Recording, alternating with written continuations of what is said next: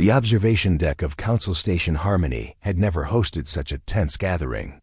Ambassador Kella of the Vorthek pressed her scaled hands against the transparent aluminum viewport, watching the sleek vessel dock with mechanical precision. Behind her, representatives from 47 different species murmured in hushed, worried tones. "They're really here," whispered Council Secretary Mira, her blue-tinted skin pale with anxiety. "The Terrans, the Deathworlders." The docking bay doors hissed open, and two figures emerged. They moved with a fluid grace that seemed almost predatory to the assembled aliens. The first was tall and lean, his dark hair cropped short, eyes scanning the environment with the kind of alertness that spoke of a lifetime spent in dangerous places. His companion was shorter but broader, her auburn hair tied back in a practical knot, her stance suggesting coiled strength. "I am Captain Jake Morrison," the male human announced, his voice carrying clearly across the vast chamber. "This is Dr. Emma Stone, our xenobiologist and cultural liaison. We represent the Terran Federation." A collective shudder ran through the crowd. Terra, the legendary death world whose very name had become synonymous with impossibility. A planet where gravity crushed spirits, where predators hunted in packs, where the very air could kill with microscopic invaders. No rational species would have evolved there, yet here stood two of its children, breathing the same atmosphere as beings from gentle garden worlds. Ambassador Kella forced herself to approach. The Vorthek had always prided themselves on their diplomatic courage, but even she felt her hearts racing as she drew near the humans. They were smaller than she had expected, yet there was something in their bearing that made her instinctively want to step back. "Welcome to Council Station Harmony," she managed, her voice steady despite her nerves. "I trust your journey was uneventful?" Captain Morrison's lips curved in what she hoped was a smile. "As uneventful as any trip through the Void Nebula can be. We encountered 3 solar storms, a gravitational anomaly, and what appeared to be a rogue asteroid field. Nothing too challenging, nothing too challenging." The route through the Void Nebula was considered one of the most dangerous in known space. Most species required months of preparation and specialized equipment just to attempt the journey. These humans spoke of it as if it were a casual stroll. Dr. Stone stepped forward, her expression warm but alert. "We're honored by the Council's invitation to present our case for membership. We understand there are concerns about our planets." "Classification concerns?" Secretary Mira's voice pitched higher. "Your world is classified as a Class 12 death world, the highest rating possible. Most species would consider it uninhabitable even with full environmental suits." "Most species," Captain Morrison replied quietly, "didn't evolve there." The simple statement sent another wave of unease through the assembled delegates. These creatures had been forged in the crucible of the most hostile environment known to galactic civilization. What did that make them? What capabilities did they possess that others lacked? As the humans were escorted toward the main council chambers, Ambassador Kella found herself studying their movements. They seemed to catalog every exit, every potential threat, every advantage the environment might offer. It wasn't paranoia, it was the unconscious behavior of apex predators whose ancestors had survived where nothing else could. Every great journey starts with a few brave explorers. Sci-Fi stellar conflict is just beginning, and your support means everything. If you're hungry for HFY battles and tales of human valor against alien might, hit subscribe. It's free, and it helps us bring these front lines to you. The council chamber fell silent as the humans entered. 47 species, representing billions of sentient beings across the galaxy, watched as 2 Deathworlders took their place at the center of the vast amphitheater. The moment felt historic, terrifying, and inevitable all at once. "The Council recognizes the Terran Federation," announced High Counselor Vex, his crystalline form refracting the chamber's lights into prismatic patterns. "You have requested membership in our alliance. Before we can consider such a momentous decision, we must understand what you bring to our peaceful coalition." Captain Morrison and Dr. Stone exchanged a look that spoke of shared experiences and unshakable trust. They had come here knowing they would be judged not just as individuals, but as representatives of their entire species. The weight of humanity's future rested on their shoulders. "We bring what we've always brought, Captain," Morrison replied, his voice carrying to every corner of the chamber. "We bring hope." The main council chamber of Station Harmony was a marvel of engineering, designed to accommodate the diverse physiological needs of 47 different species. Environmental zones shifted seamlessly from the methane-rich atmosphere preferred by the Kithara to the high-pressure, humid conditions that made the mollusk delegates comfortable. At the center of it all stood the humans, breathing the station's standard atmosphere with no visible discomfort. "High Counselor," Vex's crystalline form chimed softly as he spoke. "The Council has reviewed your preliminary data, but we must confess to confusion. Your world's classification suggests it should be incapable of supporting complex life, yet you claim to have developed one of the most diverse ecosystems in known space." Dr. Stone stepped forward, her movements fluid and confident. "Terra is indeed a challenging world, Counselor. Our gravity is nearly twice that of most inhabited planets. Our atmosphere contains 21% oxygen, a concentration that would be toxic to many species here. We experience regular tectonic activity, extreme weather patterns, and our biosphere is driven by constant competition." A nervous flutter ran through the assembled delegates. The gentle folk of Serenity, 7 wrapped their gossamer wings more tightly around themselves, while the peaceful builders of Haven Colony whispered prayers in their melodic tongue. "But these challenges," Dr. Stone continued, "shaped us in ways that peaceful worlds cannot. We learned to adapt, to overcome, to find solutions where none seemed to exist. Our immune systems can handle pathogens that would devastate other species. Our bones and muscles developed under crushing gravity. Our minds evolved to process threats and opportunities simultaneously." Captain Morrison activated a holographic display, showing Terra in all its violent beauty. Massive storms swirled across continents, volcanoes painted the sky with fire, and vast oceans churned with predatory life. "This is our cradle," he said with unmistakable pride. "Every human alive today carries the genetic legacy of ancestors who survived when survival should have been impossible." The image shifted to show human settlements, cities that rose from earthquake-prone coastlines, farms that flourished in volcanic soil, research stations that floated on storm-tossed seas. "We don't conquer our environment," Captain Morrison explained. "We dance with it. We learn its rhythms, respect its power, and find ways to thrive in the midst of chaos." Ambassador Keela leaned forward, her reptilian features creased with concern. "Your adaptability is impressive, but what of your social structures? Species from Deathworlds often develop hierarchies based on violence and domination." Dr. Stone's expression grew thoughtful. "It's true that our history includes conflict. When resources are scarce and threats are constant, competition is inevitable. But we also learned something that many peaceful species never discover: power of cooperation under pressure. When facing a natural disaster, a human's first instinct isn't to flee, it's to help others flee.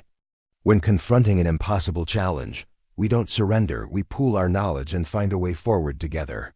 The holographic display showed rescue operations, humans diving into collapsed buildings, forming chains to pull survivors from floods, sharing their last rations with strangers. Our harsh world taught us that we are stronger together than apart. Every human settlement, every colony, every ship operates on the principle that we rise or fall as one. Secretary Mira's voice trembled slightly. "But what of aggression? The capacity for violence that must have been necessary for survival?" Captain Morrison's expression grew solemn. "We won't pretend that humans are pacifists. We have the capacity for violence, yes. But we also have the wisdom to know when it's necessary and the restraint to avoid it when possible. We've learned to channel our competitive nature into exploration, scientific advancement, and art. We compete to build, not to destroy." The chamber fell silent as the delegates absorbed this information. The humans had presented themselves not as conquerors or destroyers, but as survivors who had learned to transform their harsh experiences into strength and wisdom. High Counselor Vex's form pulsed with contemplative light. "Your words paint a compelling picture, but the Council must consider practical matters. How do we know that your species can integrate peacefully with our existing members? How do we know that your Deathworld origins won't lead to conflict?" Dr. Stone smiled, and for the first time since their arrival, The expression seemed to put some of the delegates at ease. Because we've already been doing it for generations. Every human crew includes members from dozens of different cultures, backgrounds, and belief systems. We've learned to make diversity our strength rather than our weakness. We've had to, on a world like Terra. Unity isn't just an ideal, it's a survival necessity. The presentation continued for another hour, with the humans fielding questions about everything from their reproductive cycles to their dietary requirements. Through it all, they maintained their composure, their dignity, and their unwavering belief in their species' potential contribution to galactic civilization.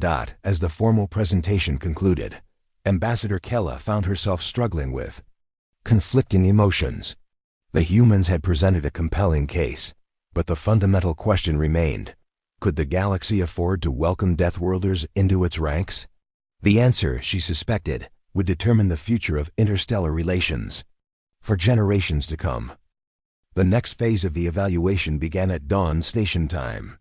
The Council had prepared a series of scenarios designed to test the humans' judgment, resourcefulness, and moral character.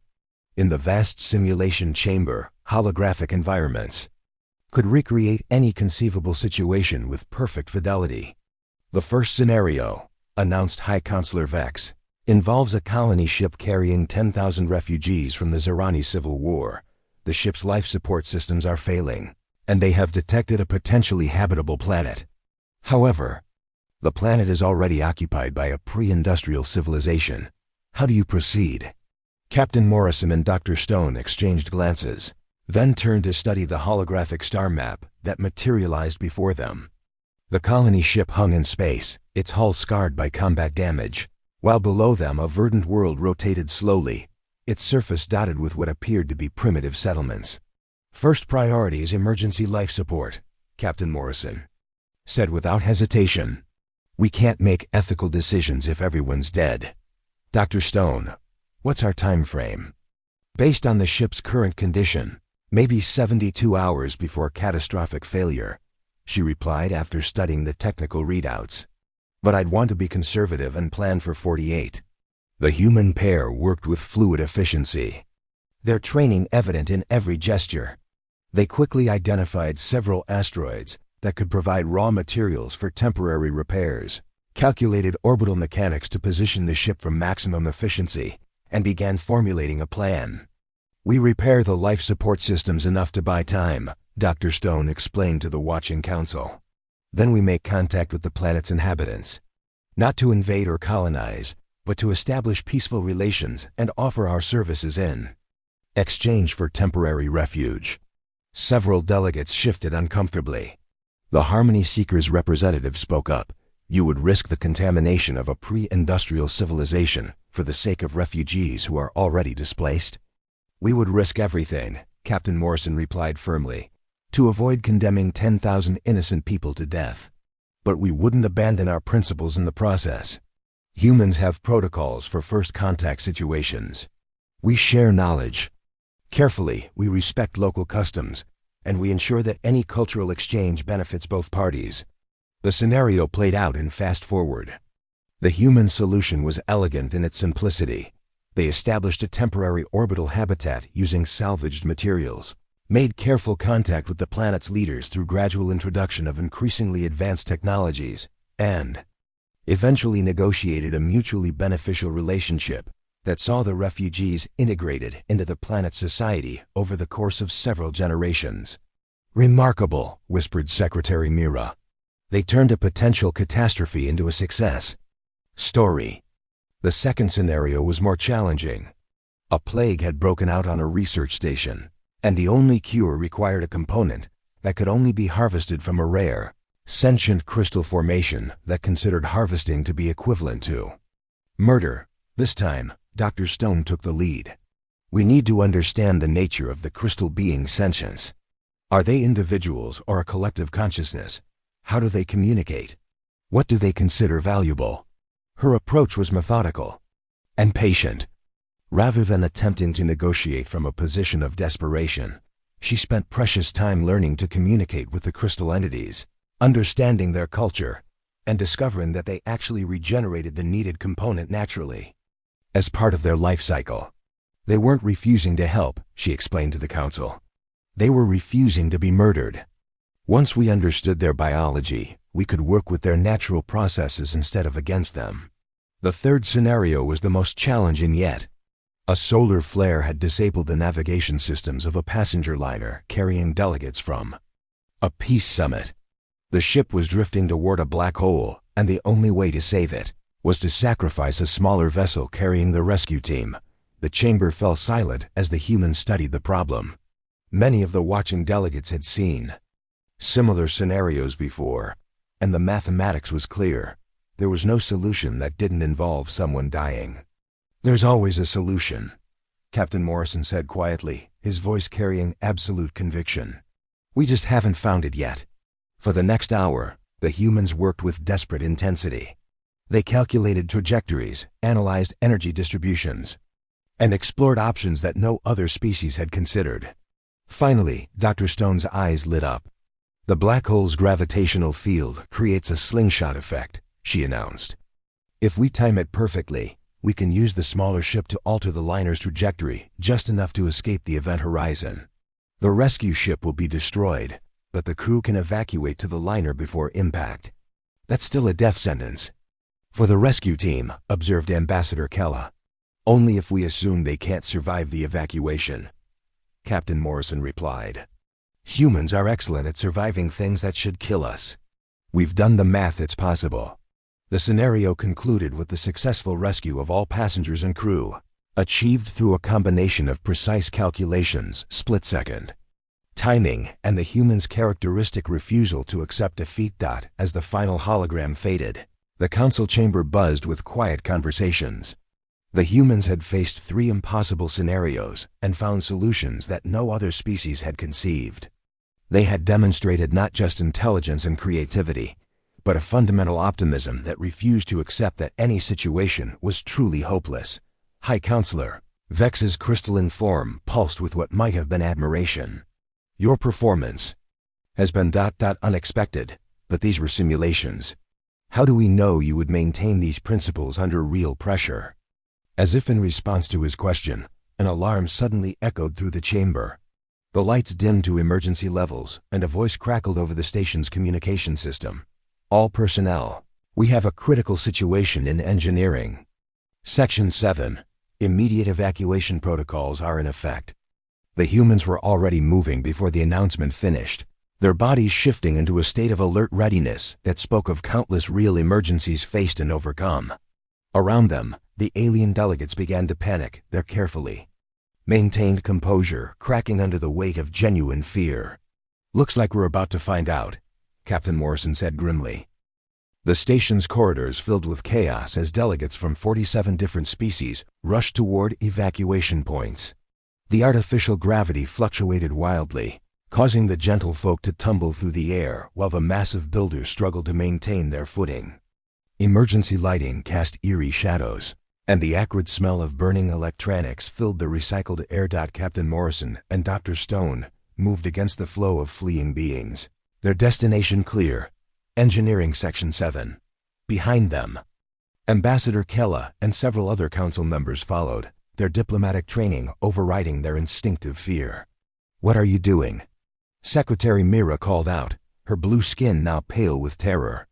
"The evacuation order doesn't apply to us," Dr. Stone replied without slowing. "We're not passengers on this station. We're here to help." They reached the engineering section to find Station Chief Torvin, a massive Krolak whose shell-like exterior was streaming with stress-induced luminescence.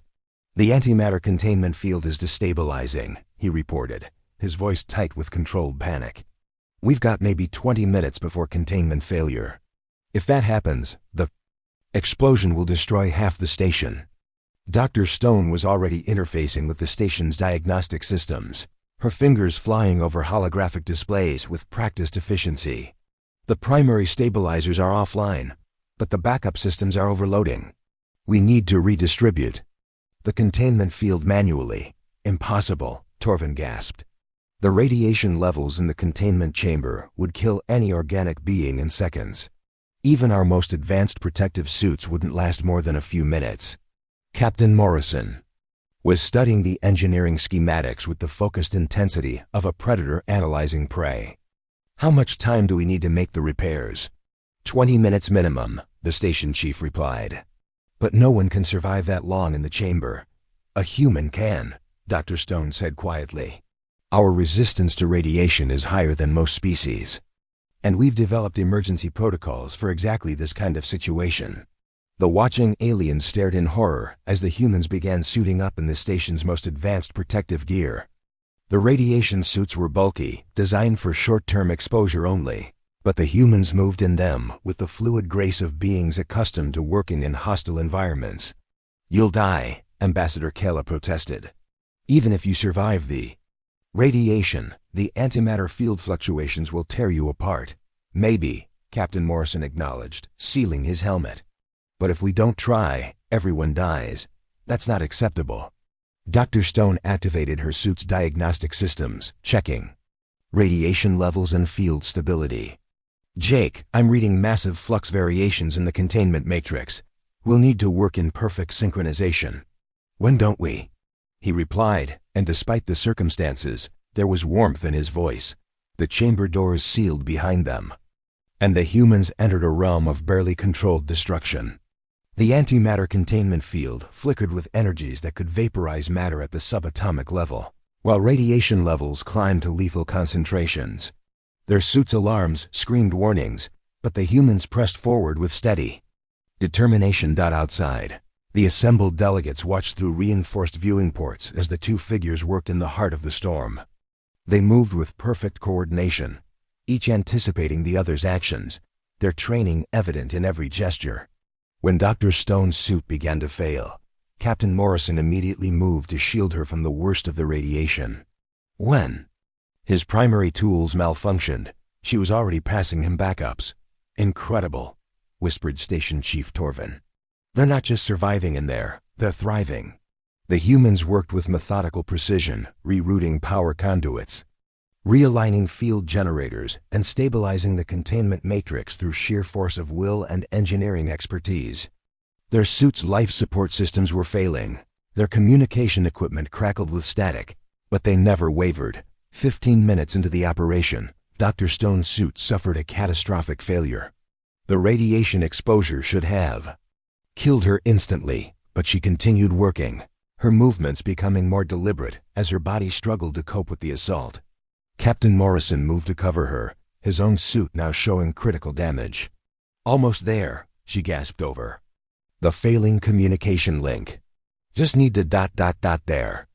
The containment field stabilized with a harmonic resonance that seemed to sing through the station's superstructure. The radiation levels dropped to safe parameters, and the immediate crisis passed. The humans had done the impossible. They had walked into certain death and emerged victorious. As the chamber doors opened, Station Chief Torvin and the medical team rushed forward. The human suits were completely destroyed, their bodies showing the effects of massive radiation exposure. But they were alive. More than alive, they were conscious, alert, and already analyzing the situation for potential follow-up problems. "The field should hold now," Dr. Stone reported, her voice steady despite the trauma her body had endured. "But you'll want to replace the primary stabilizers within the next cycle. The backup systems won't last indefinitely."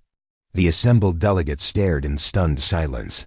These creatures had voluntarily entered a death trap, survived conditions that would have killed any other known species, and emerged with technical recommendations for preventing future problems.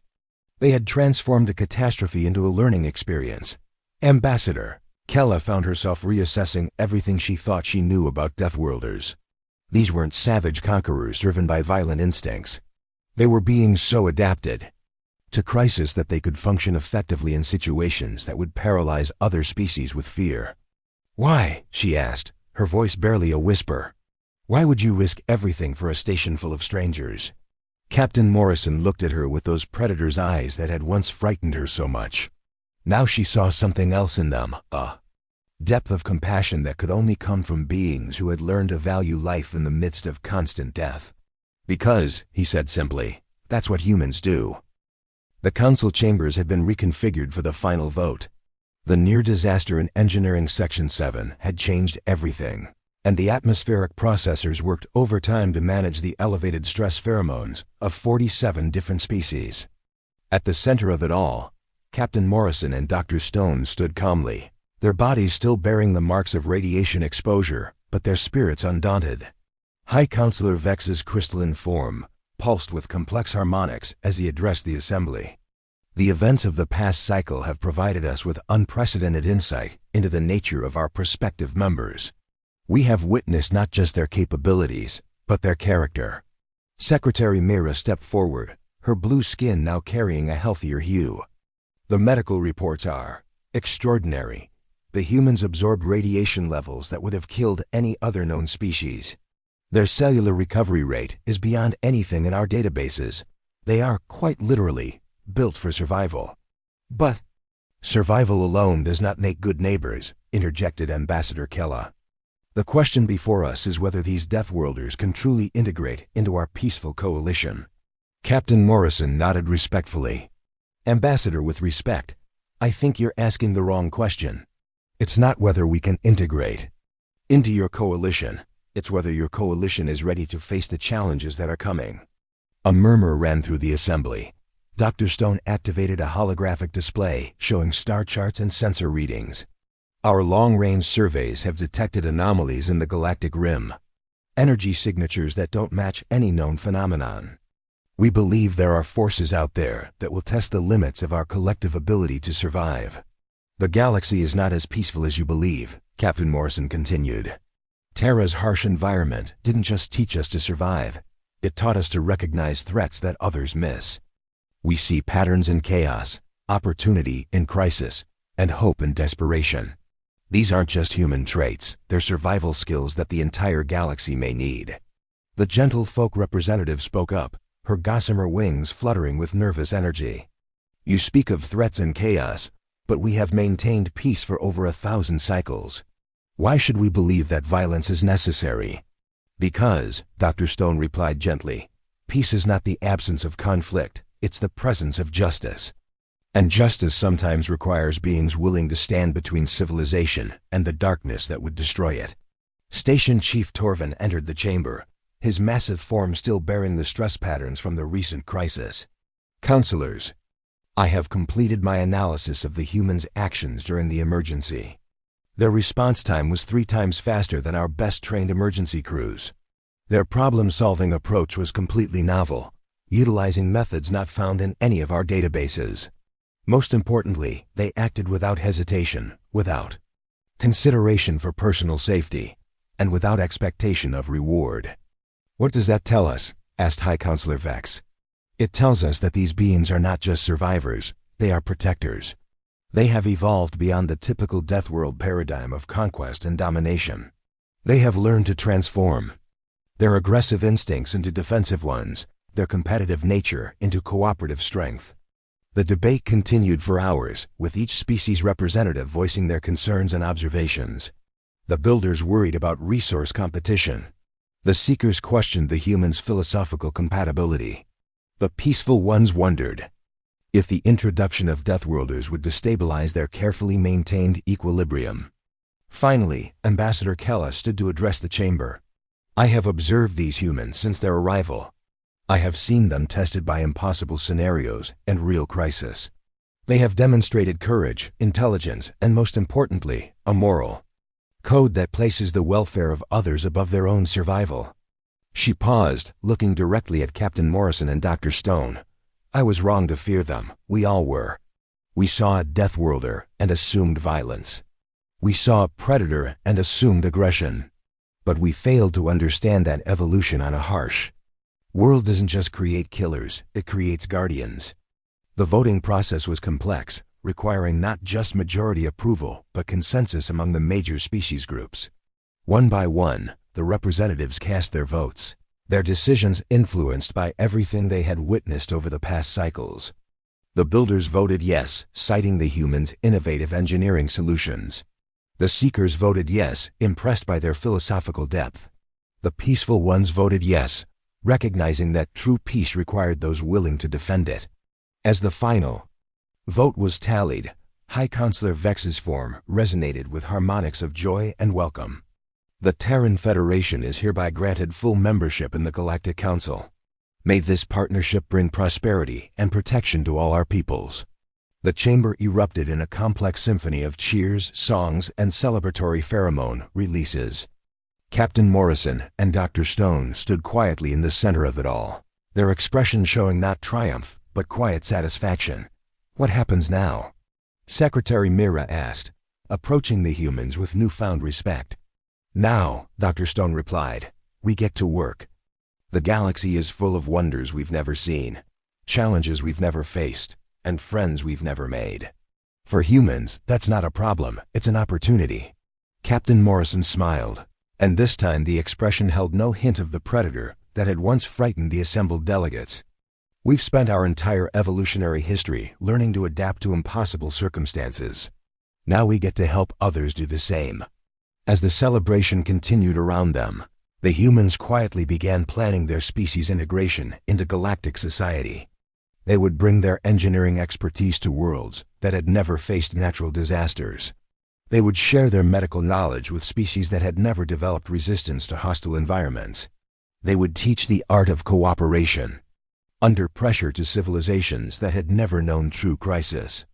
Most importantly, they would stand ready to face whatever challenges the galaxy might bring. Their Deathworld origins transformed from a source of fear into a beacon of hope. The galaxy had gained more than new members, it had gained guardians, who understood that the greatest strength came not from the absence of fear, but from the courage to act despite it. In a universe full of wonders and terrors, humanity had finally found its purpose, to be the bridge between the possible and the impossible, the light that refused to be extinguished no matter how dark the night became. The age of human expansion had begun, and with it, a new chapter in the story of galactic civilization.